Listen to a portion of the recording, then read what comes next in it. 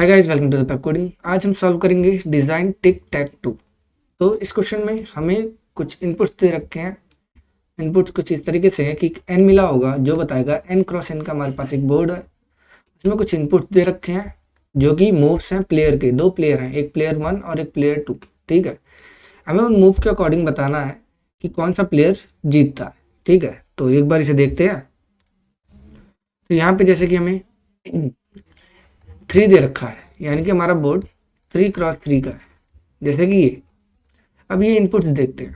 पहला इनपुट आया 0 0। ये जो 0 0 है ये रो कॉलम दिखाता है कि 0 0 पे फर्स्ट प्लेयर। ठीक है, आर सी और प्लेयर, ये इनपुट फॉर्मेट है कि पहले रो कॉलम उस बोर्ड का, उसके बाद कौन सा प्लेयर वहाँ पे मूव किया है। ये सारे मूवमेंट्स हैं। ठीक, तो अब देखते हैं। सबसे पहले 0 0 पे 1 मूव किया, तो 0 0, इस पे 1। ठीक, उसके बाद अभी तक कोई जीता। ये जो सैंपल आउटपुट है वो देखते हैं कि पहले मूव में यहाँ पे 1 आया लेकिन अभी कोई नहीं जीता, तो आउटपुट पहला क्या है, 0। ठीक है, अब दूसरा जब मूव आया 0 2 पे सेकंड प्लेयर, अभी भी कोई नहीं जीता, तो 0 है।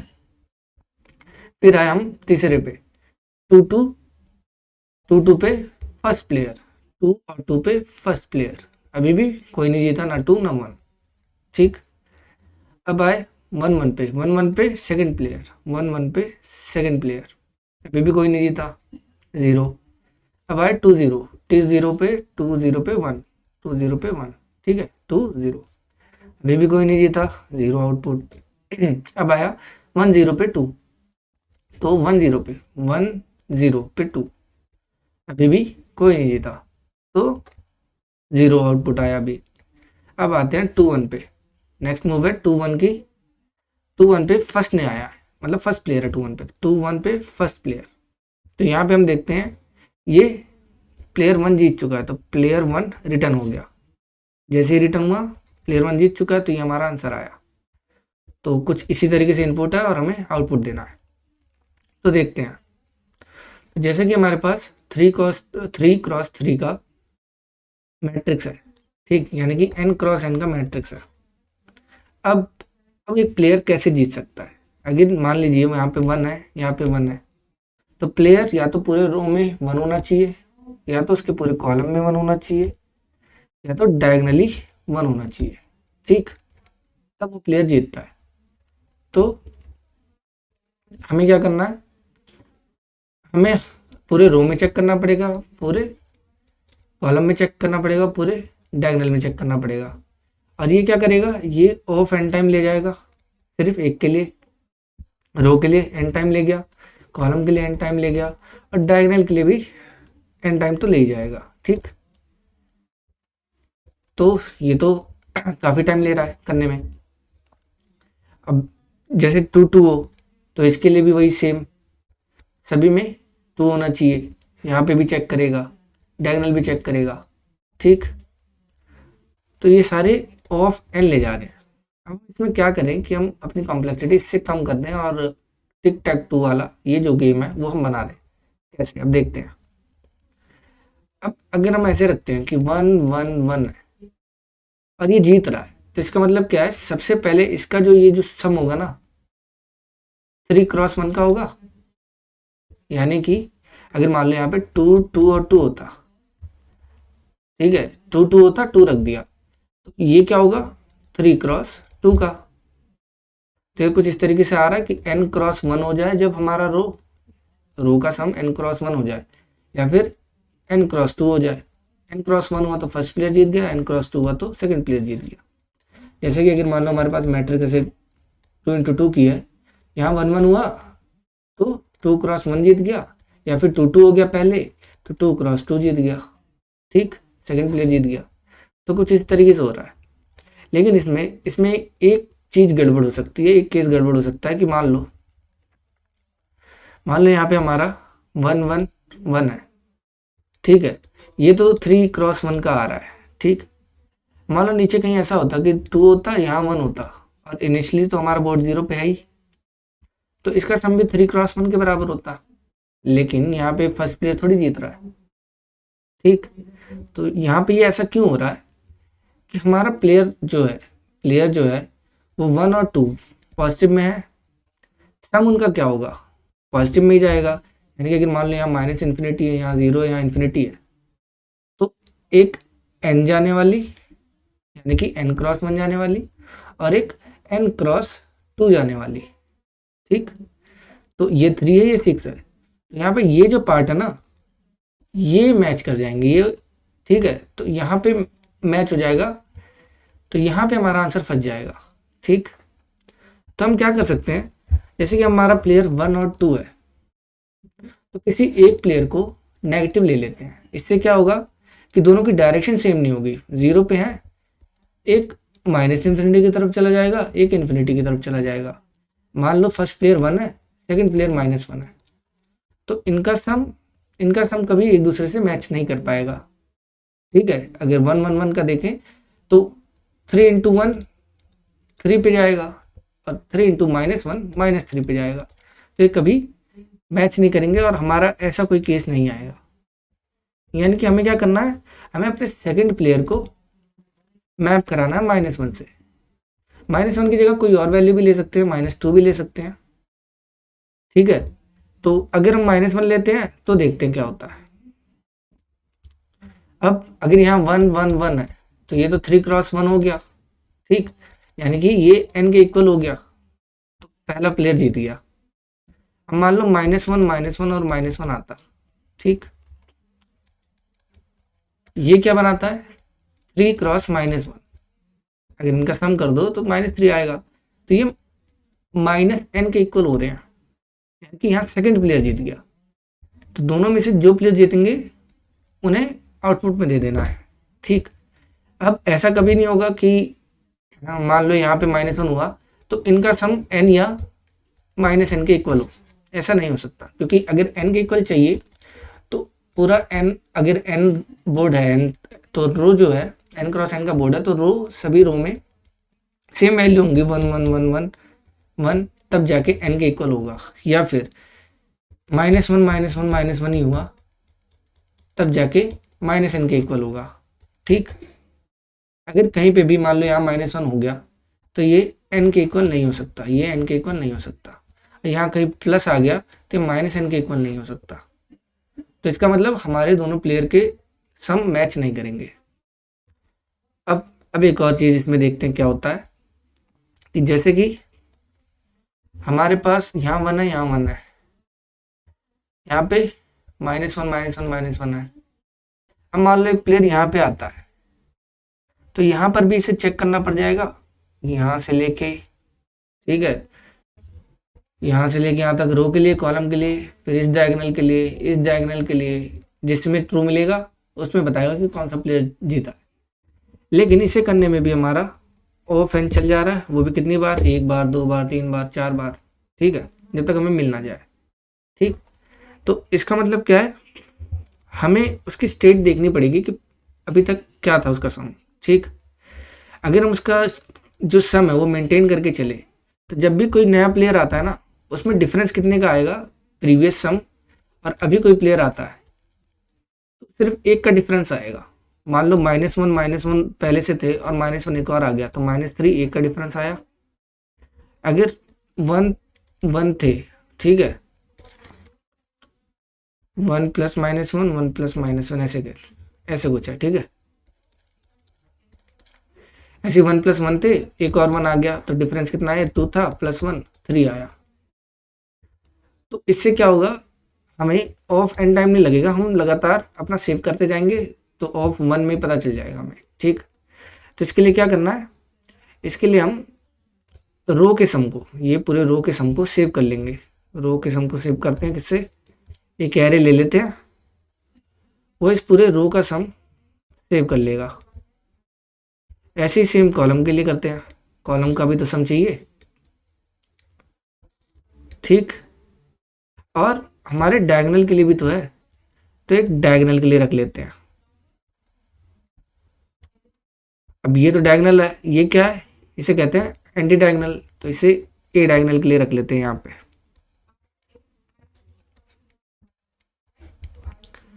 ठीक, तो ये ए डायगोनल हो गया, ये डायगोनल हो गया, ये रोज के लिए हो गया, ये कॉलम के लिए हो गया, ऐसे ऐसे ऐसे।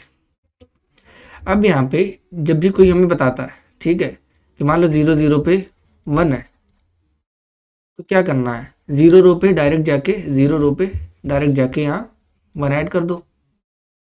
ठीक, 0 रो पे जो भी वैल्यू उस पे 1 ऐड कर दो। अब 0 कॉलम पे 1 ऐड कर दो। नेक्स्ट आता है 0 2 पे 2, तो 0 0 2 पे 2, तो रो क्या है, रो 0 है, ऐड कर दो 1, ऐड कर दो 1।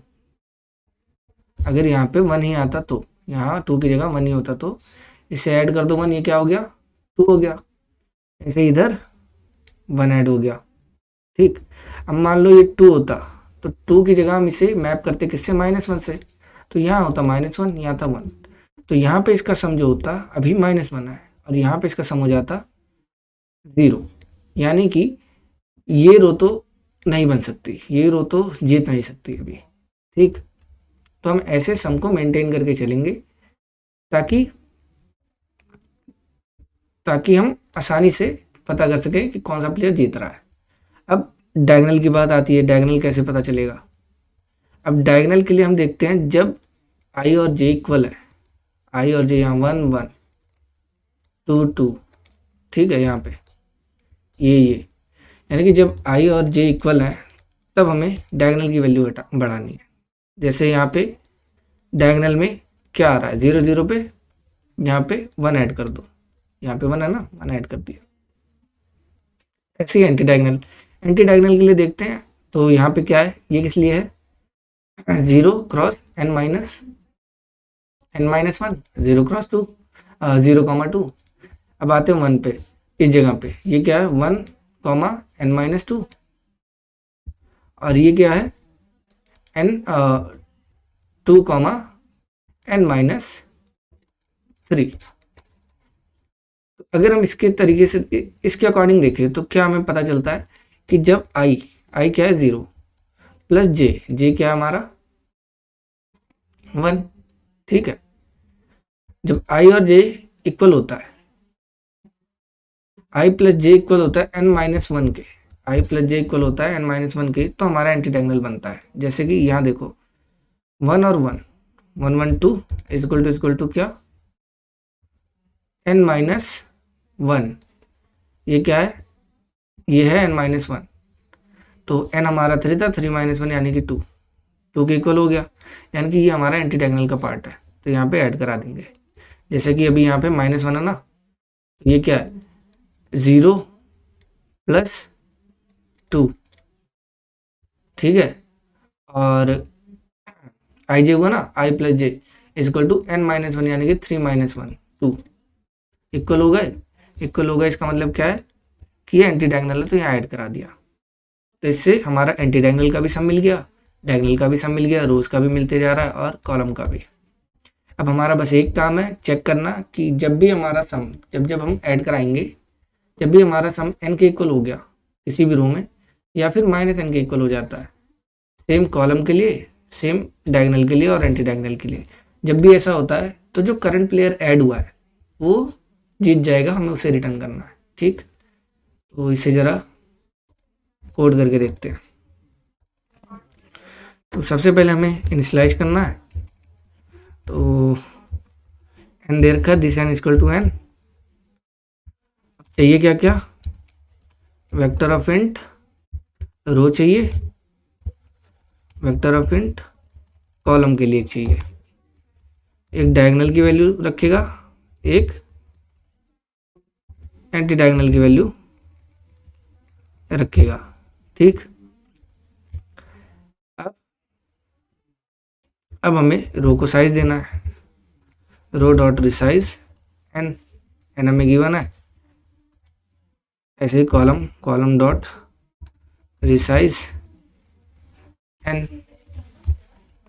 अब मूवमेंट देखनी है, मूवमेंट देखते हैं।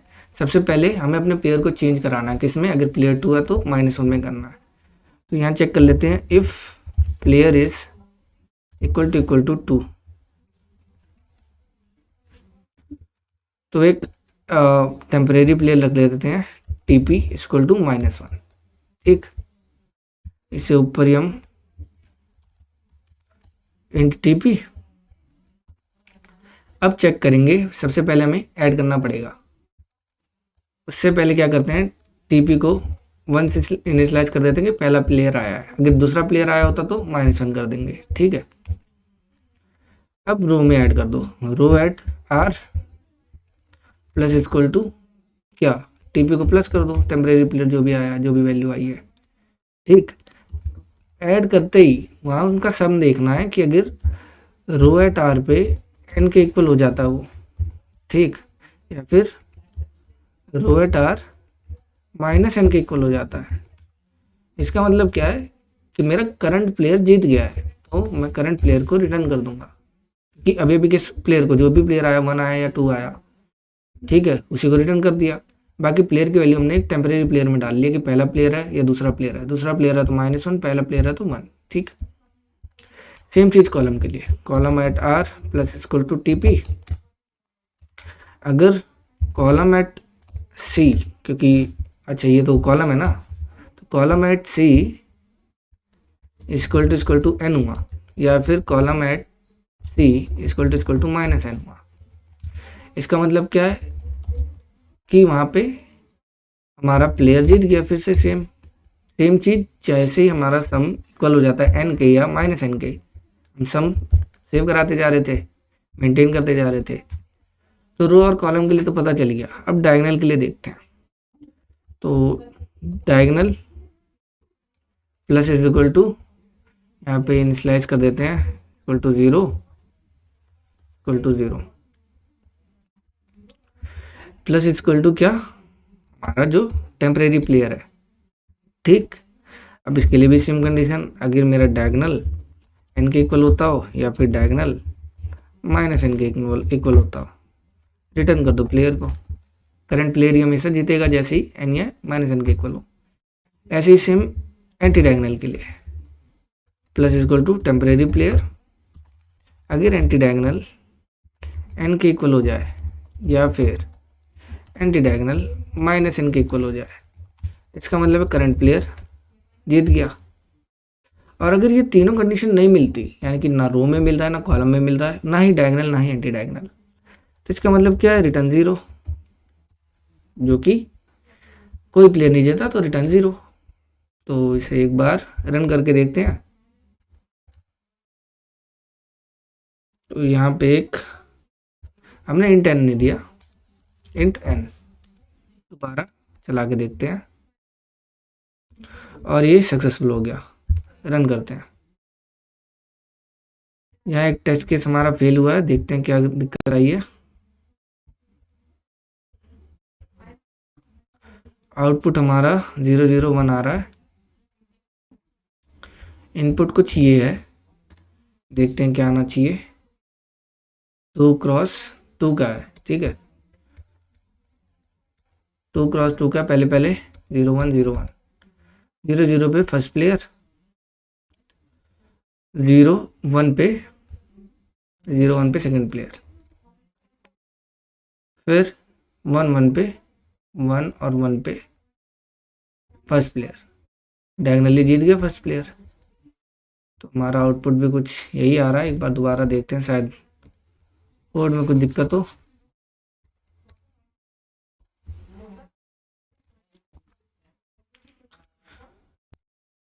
तो देखते हैं, रो कॉलम सही, डायगोनल एंटी डायगोनल। अच्छा हाँ, एक चीज़ रह गई कि डायगोनल तो तभी देखना था ना जब मेरा R इक्वल टू C हो। ये कंडीशन तो हमने लगाई नहीं कि जब R इक्वल टू C हो तभी डायगोनल का ऐड करना है। ऐसे ही एंटी डायगोनल के लिए भी होगा कि जब मेरा R plus C equal to n-1 हो तभी मेरा एंटी डायगोनल भी सम करना है। ये कंडीशन रह गई थी। अब दोबारा इसे एक बार सबमिट करके देखते हैं। तो इस बार टेस्ट केस पास हो गए। तो होप आपको समझ आया होगा। मिलते हैं किसी अगली वीडियो में, तब तक के लिए टाटा।